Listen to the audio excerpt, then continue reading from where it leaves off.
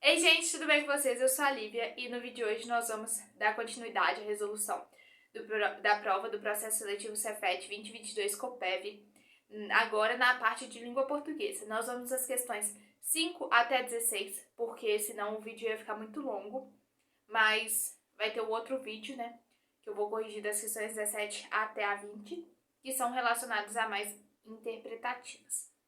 Bom, eu espero que vocês gostem. Se gostarem, por favor, já se inscreva no canal, curta esse vídeo, comente e compartilhe. E, no geral, a prova de português teve alguns textos um pouco mais longos, mas foi normal, né? Teve questões envolvendo conectivos, figuras de linguagem, interpretação de texto, teve charge também, dentre muitas outras. Sem mais delongas, vamos começar? Bom, gente, vamos começar com a questão 5. De língua portuguesa e literatura. Há casas, casinhas, casebres, barracões, choças, cabanas, por toda a parte onde se possa fincar 4 estacas de pau e uni-las por paredes duvidosas. Todo material para essas construções serve. São latas de fósforos distendidas, telhas velhas, folhas de zico, e para as nervuras das paredes de taipa, o bambu, que não é barato. Há verdadeiros aldeamentos dessas barracas, nas coroas dos morros que as árvores e os bambuais escondem aos olhos dos transeuntes. Nelas há quase sempre uma bica para todos os habitantes e nenhuma espécie de esgoto. Toda essa população pobríssima vive sob a ameaça constante da varíola, e quando ela dá por aquelas bandas, é um verdadeiro flagelo. Então, Lima Barreto, Claro dos Anjos. O uso da gradação nesse fragmento contribui para evidenciar um olhar crítico sobre a contaminação da água, b. propagação de doenças, c. caracterização do subúrbio e d. movimentação da cidade. Primeiro, para respondermos a essa questão, precisamos olhar o que o enunciado pede. Ele quer o uso da gradação no fragmento. Então a gente vai ter que achar onde está a gradação e ver, né, o que essa gradação evidencia. E aqui está a gradação. Há casas, casinhas, casebres, barracões, choças, cabanas, por toda parte. O que seria uma gradação? É o aumento ou diminuição de maneira gradativa. Por exemplo, aqui eu comecei com casas. Aí vai diminuindo, por exemplo, casinhas, casebres, barracões, choças. Então, essa gradação existente aqui, ela é decrescente. É a mesma coisa de eu falar assim, por exemplo, para você. O filme é bom, ótimo, maravilhoso, perfeito. Aqui é uma gradação crescente, pois eu estou aumentando as qualidades desse filme. Enquanto aqui há uma degradação decrescente, porque eu começo com uma casa e vai diminuindo. Casinha, casé, barracões e choças. E o uso da gradação nesse fragmento contribui para evidenciar um olhar crítico sobre 5, letra C, caracterização do subúrbio. O que vai ter lá no subúrbio? Então, existe casas, casinhas, casebres, barracões, por toda parte onde se possa fincar 4 estacas de pau e uni-las por paredes duvidosas. Há caracterização aqui do subúrbio. Então, no subúrbio, por toda parte, há casas, casinhas, casebres, barracões e por aí vai. Então, a alternativa correta da questão 5 é a letra C. Vamos passar para a próxima. Há um texto, para falar a verdade, bem grande, né? E vamos pedir. Vamos ler antes o enunciado. Nesse fragmento, a denúncia social do romance centra-se em um caso de... Então, pode ser que há outras denúncias dentro dessa parte desse romance, mas eu quero saber qual é a denúncia central, a denúncia social central. Para isso, vamos ler este texto. Do mesmo livro, né? De Lima Barreto, Clara dos Anjos. No dos subúrbios, na proximidade da casa de Cassie, veio a residir um casal. A mulher era moça, fruída de carnes, alta, louça, grandes olhos negros, um tipo do sul, ao que parece do Rio Grande. O marido era um oficial da marinha, maquinista, era amorenado, tirando amulato, baixo, sempre triste, curvado e pensativo. Não se sabe como Cassie conseguiu conhecer a gaúcha e seduzi-la. Mal o marido saía, ele se metia em casa da moça, com violão e tudo. A vizinhança murmurava contra aquela pouca vergonha. Fosse de que fonte fosse, o marido veio a saber, e um dia de revólver em punho, furioso, fora de si, louco. Então o marido estava furioso, fora de si, louco, totalmente louco. Penetrava na casa e alvejou a mulher em 2 tiros de revólver, de cujos ferimentos veio a morrer horas depois. Após ter alvejado mortalmente a mulher, correu em perseguição de Cassie, que descalço de calças e em mangas de camisa saltava cercas e muros para se pôr fora do alcance do marido indignado. Entregando-se à prisão, o oficial maquinista contou toda a sua desdita e o causador dela. O delegado mandou procurar Cassie e conseguiu pilhá-lo. À noite, os agentes deram uma batida nos matos e o galão fugitivo foi preso e recolhido à enxovia. A denúncia principal desse romance centra-se no letra B, no feminicídio. Por quê? Aqui o romance ele induz, né? Ele descreve a moça, que era muito bonita, alta, né? E Cassie, que era oficial de marinha e maquinista. E aí, depois Cassie, depois de conhecer essa gaúcha, seduziu-a. Só que essa mulher ela era casada e depois o marido veio a bater. Depois o marido, né, louco, deu 2 tiros na mulher e a matou. Então a denúncia social neste romance centra-se no caso de feminicídio, da morte da mulher, tá bom? Letra B. Questão 7. Quem seria esse Cassie? Quem era Cassie? Cassie Jones de Azevedo era filho legítimo de Manuel Borges de Azevedo e Salustiana Baeta de Azevedo.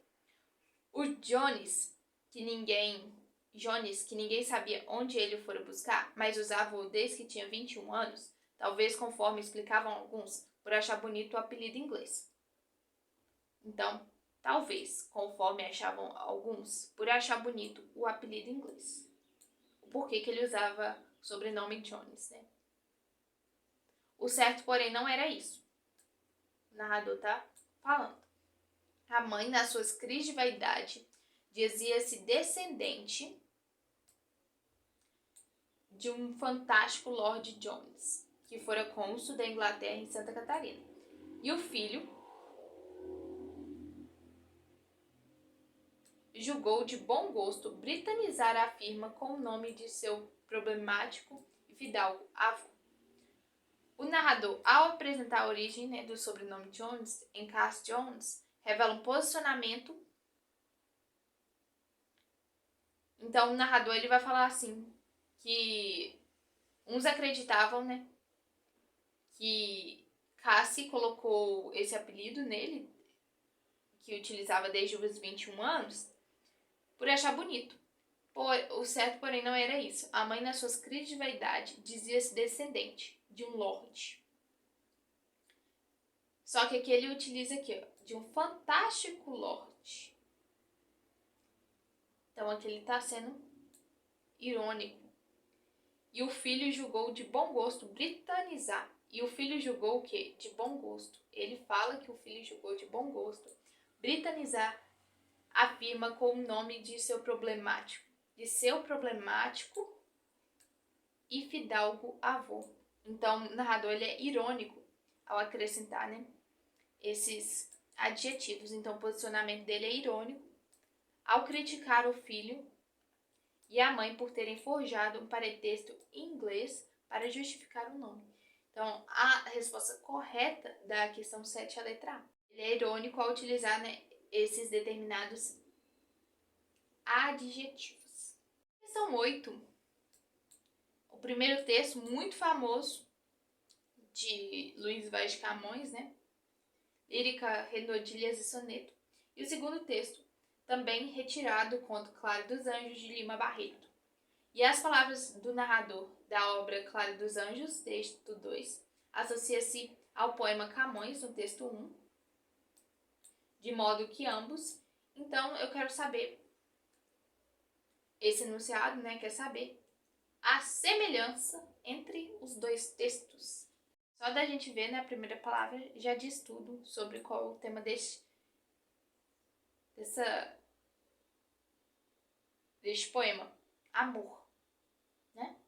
É o fogo que se arde sem ver, é ferida que dói e não se sente, é um contentamento descontente.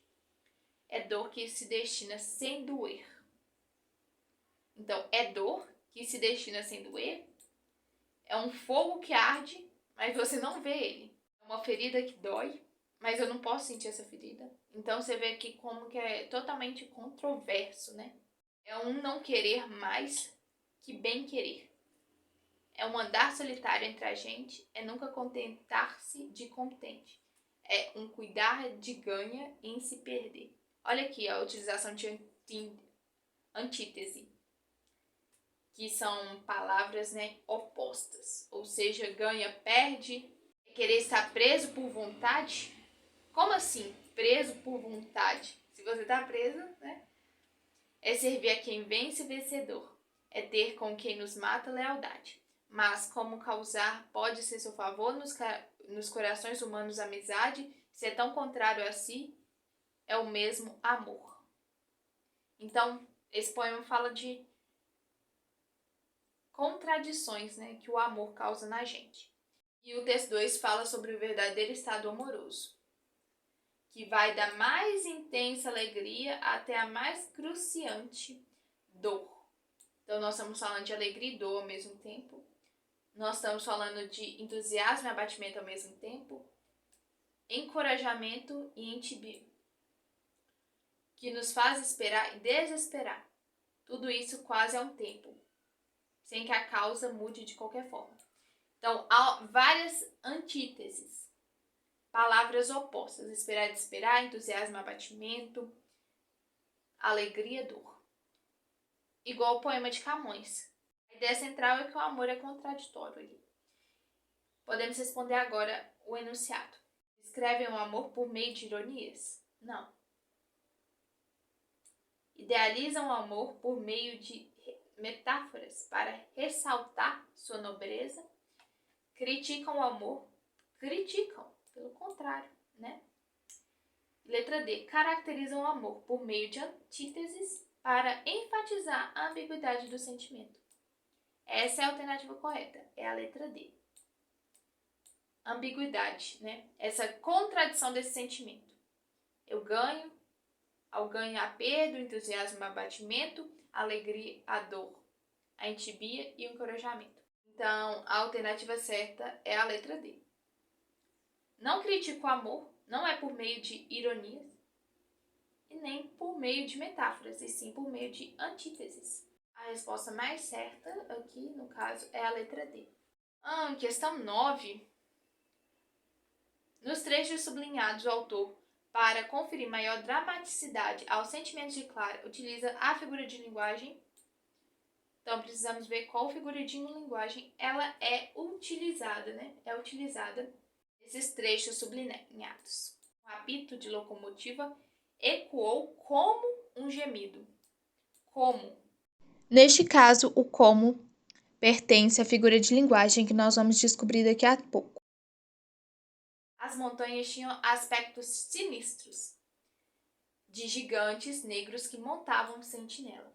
Podemos subentender a palavra como também, nesse segundo trecho. Deixei bem clarinho aqui de amarelo um como. As montanhas tinham aspectos sinistros, como de gigantes negros que montavam sentinela. Então, há uma figura aqui de linguagem igual ao outro texto, ao outro trecho, né, sublinhado, que é a figura de linguagem de comparação, que é a letra A. Eu comparo duas expressões, né, dois termos, neste caso. Um apito de locomotiva ecoou como um gemido. Como um gemido, um apito de locomotiva ecoou. Então, há uma comparação, né, de semelhança. Há uma comparação que simboliza semelhança entre essas duas partes da frase. Entre essas duas partes da expressão, quer dizer. E as montanhas tinham aspectos sinistros, como de gigantes negros que montavam um sentinela. Então, há aqui também a figura de comparação. A alternativa certa para a questão 9 é a letra A, porque não é as outras, né? Metonímia é quando há uma substituição de uma palavra por outra. Quando nessas mesmas palavras há proximidade de seus significados. Como assim? Quando a gente troca, por exemplo, o autor pela obra ou a marca pelo produto. Vou dar exemplos. O autor pela obra. Hoje eu li Machado de Assis. Eu não li Machado de Assis, eu li uma obra de Machado de Assis. É a mesma coisa eu falar aqui, utilizando esse exemplo deste trecho. Hoje eu li Lima Barreto. Na verdade, eu li Clara dos Anjos, de Lima Barreto, entendeu? E quando eu troco a marca pelo produto. Me dá, por favor, o Colgate ou o Sorriso, né? Que são marcas de pasta de dente. Mas a gente fala logo a marca. Então, nós trocamos a marca pelo produto. Antítese, como a gente já viu no outro slide, né? Antítese é a oposição de ideias. E D é a ironia, que é quando a gente quer falar exatamente o contrário daquilo que está escrito. A figura que melhor se encaixa aqui na questão 9 é a letra A. Vamos para a próxima. Essa próxima, ela é um pouquinho grande, né? Para falar a verdade, mas dá pra gente entender. As questões 10 e 11 referem-se ao fragmento de texto a seguir. Pois tu não sabes quem sou eu, quem é Leonardo Flores, pois tu não sabes que a poesia para mim é a minha dor e é a minha alegria. Aqui também, novamente, né? Como a gente viu nas outras enunciados. Antítese. É a minha própria vida, pois tu não sabes que tenho sofrido tanto para atingir o meu ideal, pois tu não sabes que abandonei todas as minhas honrarias da vida, não dei o conforto que a minha mulher merecia, não eduquei convenientemente meus filhos, unicamente para não desviar dos meus propósitos artísticos. Nasci pobre, nasci mulato, tive uma instrução rudimentar, sozinho contemplei-a conforme pude. Dia e noite li e relia versos e autores, de noite procurava, na rudez aparente das coisas, a ordem oculta que as ligava, o pensamento que as unia, a cor, o perfume a cor, o som aos anseios de mudez da minha alma, a alegria, a alegoria dos pássaros pela manhã, o crepúsculo ao ciclo melancólico das cigarras. Muito poético. E quer saber, né, o significado da poesia, né, a concepção de significado da poesia. Tudo isto eu fiz com sacrifício de coisas mais proveitosas, não pensando em fortuna, em posição, em respeitabilidade. Humilharam-me e eu, que sou homem de combate, tudo sofri resignadamente. Meu nome, afinal, soou. Correu todo esse Brasil, ingrato e mesquinho. E eu fiquei cada vez mais pobre, a viver de uma aposentadoria miserável, com a cabeça cheia de imagens de ouro e a alma iluminada pela luz imaterial dos espaços celestes. O fulgor do meu ideal me cegou. A arte só ama a quem a ama, inteiramente e só unicamente. Eu precisava amá-la, porque ela representava não só a minha redenção, mas toda a dos meus irmãos, na mesma dor. Louco? Esse é um trecho de Lima Barreto, Clara dos Anjos, novamente.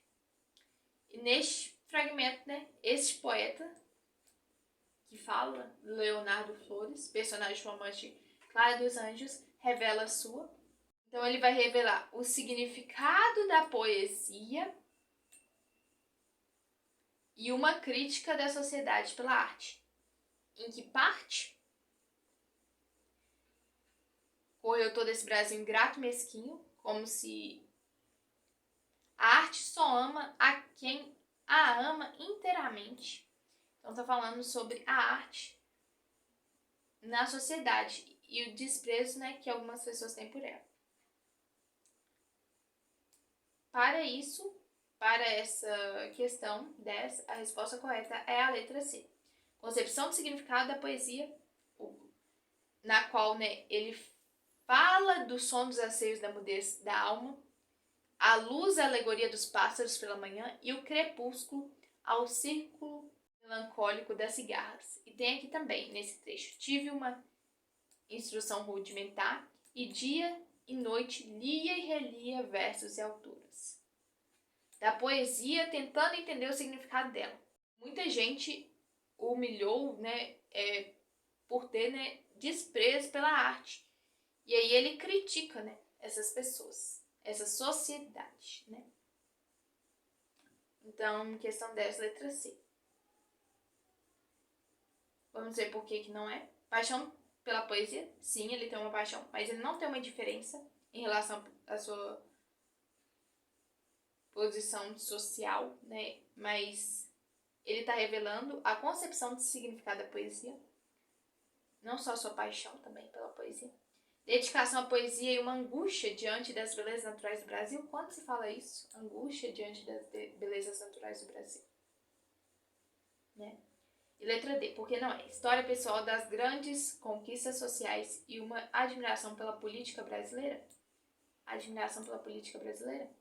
Aqui ele faz, na verdade, uma crítica à sociedade pelo modo como ela trata, né, as artes em geral. A arte em si. Tá bom? Vamos passar para a parte 2 agora, utilizando esse mesmo texto. Por isso que eu coloquei as duas questões juntas. Vamos para conseguirmos responder a questão número 11. Nesse fragmento de texto, o poeta Leonardo Flores emprega um recurso linguístico muito comum, sobretudo no contexto literário e em algumas regiões do Brasil. Recurso linguístico no contexto literário e em algumas regiões do Brasil. Então, não são todas as regiões que vão se empregar esse recurso da língua. Está localizado, né, no emprego de pois tu não sabes que a poesia é para mim. Pois tu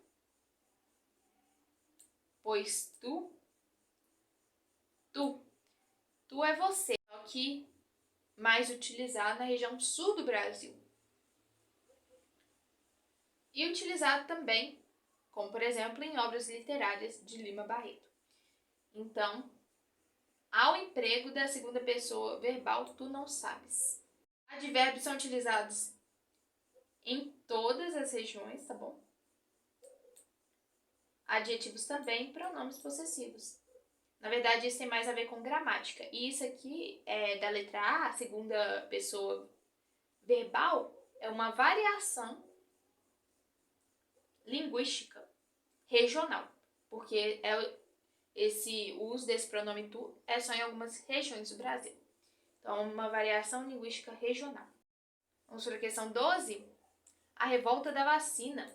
Em meados de 1904, chegava a 1.800 o número de internações devido à varíola no Hospital São Sebastião. Mesmo assim, as camadas populares rejeitavam a vacina, que consistia no líquido de pústulas de vacas doentes. Afinal, era esquisita a ideia de ser inoculado com esse líquido. E ainda ocorreu o boato de que quem se vacinava ficava com feições bovinas.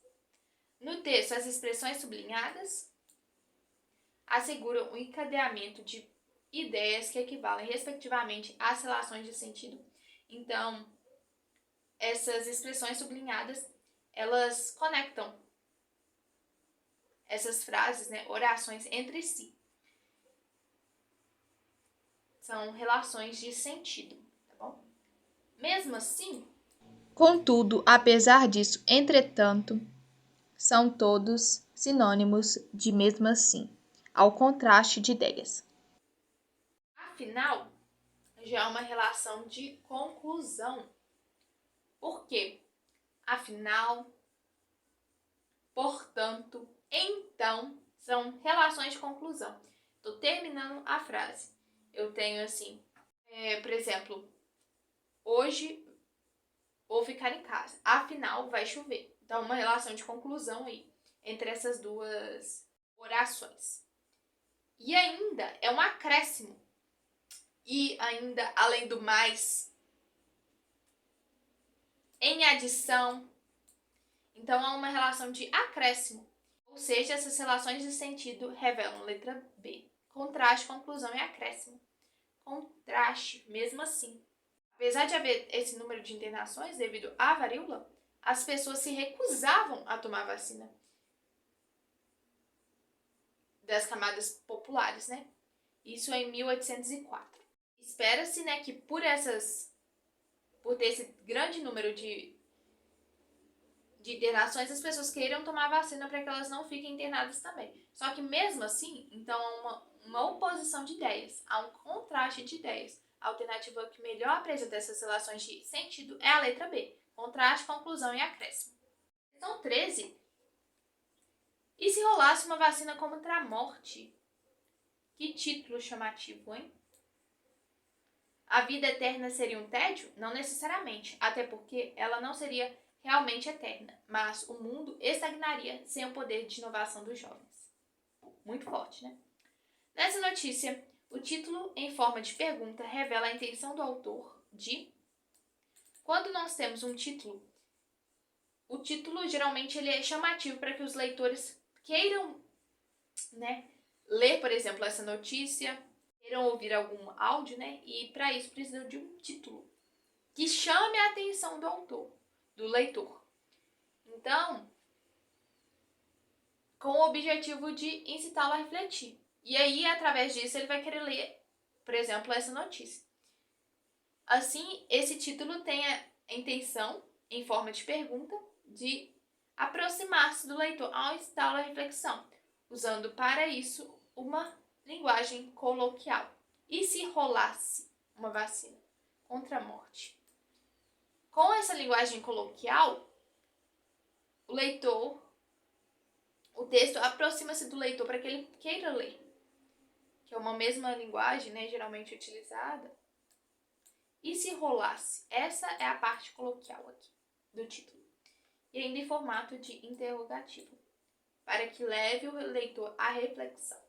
Vamos analisar as outras alternativas. Estimular a resposta do seu leitor não é estimular a resposta, e sim a refletir, convidando-no a escrever um texto?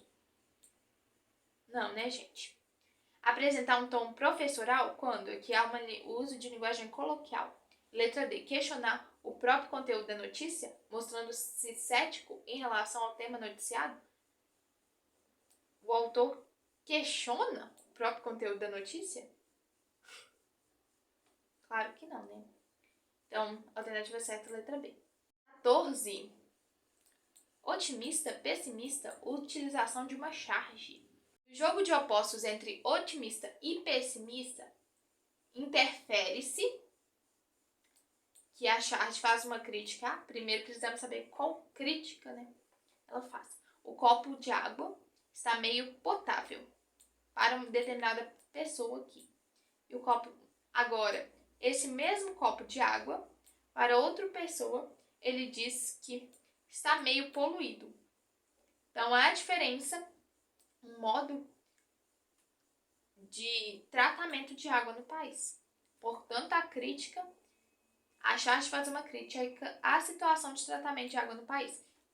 Porque uns, né, não têm tanto acesso à água tratada e acha que a água está potável, de modo, né, otimista. Enquanto outros, né, por terem mais acesso a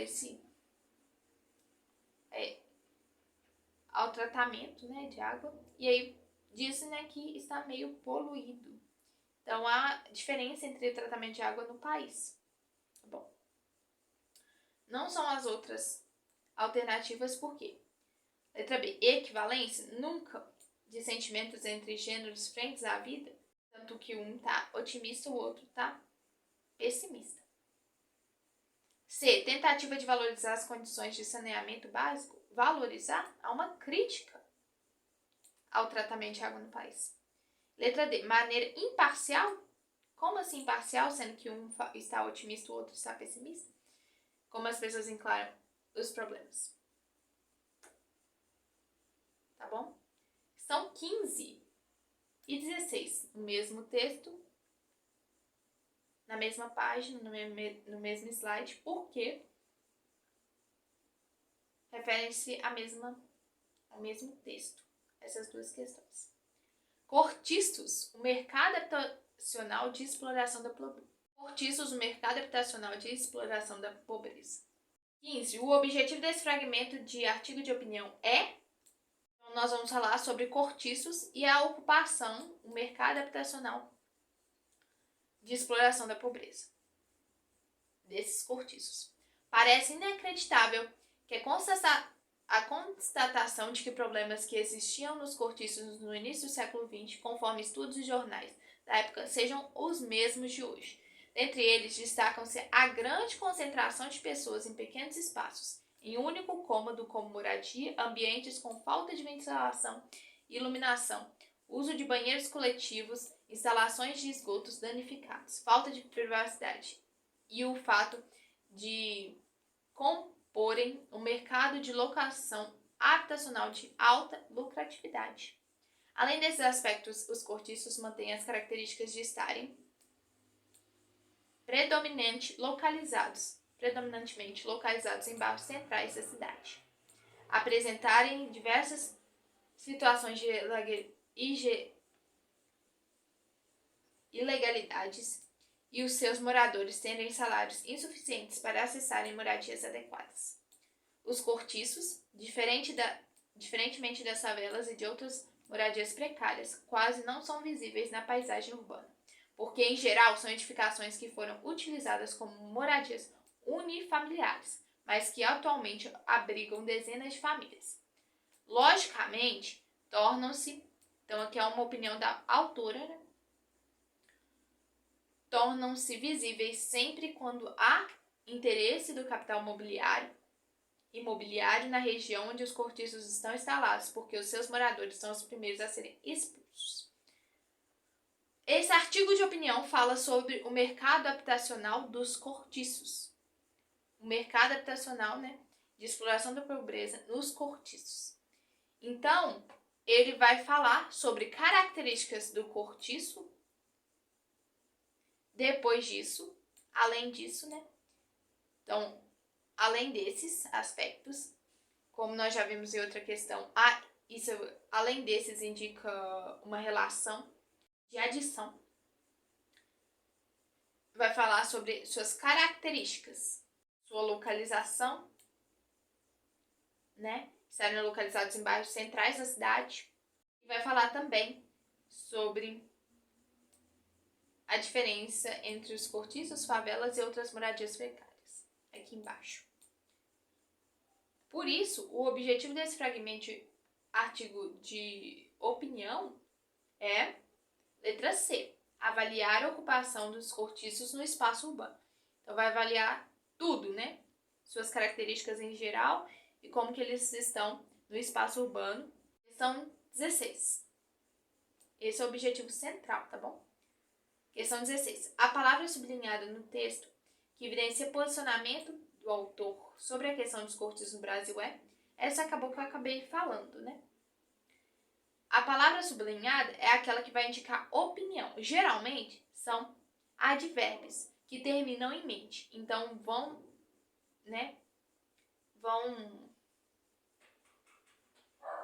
indicar opinião. Grande não é. Grande aqui vai ser um adjetivo.